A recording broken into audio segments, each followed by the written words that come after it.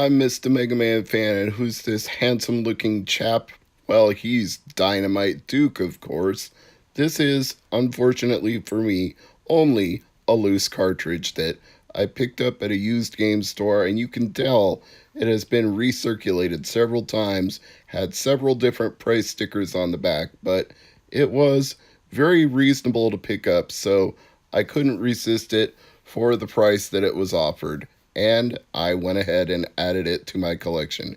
It is another case of Genesis does what Nintendo don't, because this game was never released on Super Nintendo. I'm trying something a little different for this episode. Even though I've got the physical game, I actually decided to record me playing it in emulation so that you get a better look at how it actually appears on the screen as opposed to seeing the reflection off my TV. Unfortunately, the capture program I have for this doesn't capture the sound, so if anybody can recommend a good way for Macintosh OS to cover that issue, please let me know, because I'll just have to dub in some generic audio in place of the gameplay audio. But I think you can kind of guess what it sounds like just looking at this gameplay. You shoot things, you hear explosions, things blow up, you die, and then you restart the game.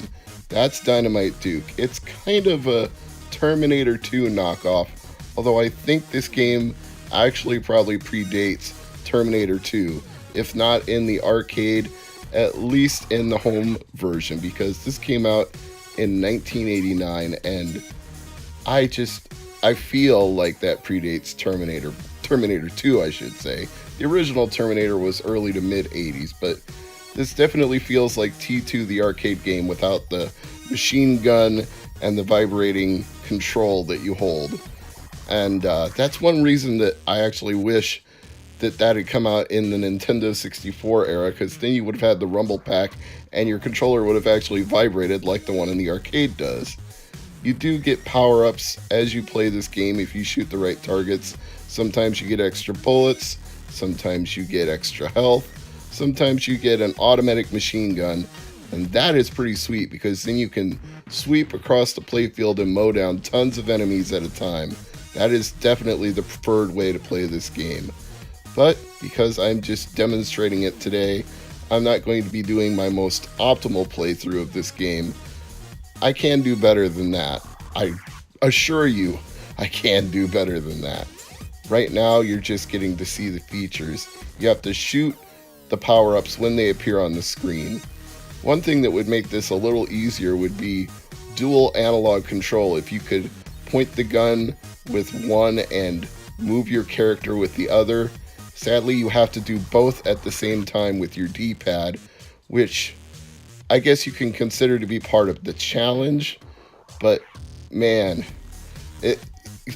I could say the same thing about how Wild Guns got better when it was ported to Nintendo Switch, because then you could control the gun with one and control your character on the screen with the other, but you get what I'm trying to say. Anyway, I'm working my way back to the final boss here now that I've got the automatic, or final boss of this first stage, I should say.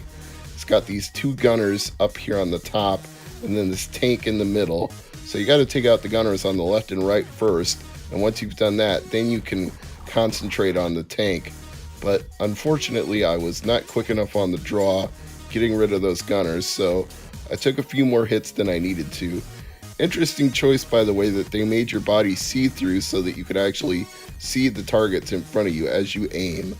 I'm Mr. MegaManFan, and as always, thank you for watching Genesis Does What Nintendo Don't. I'll see you next time.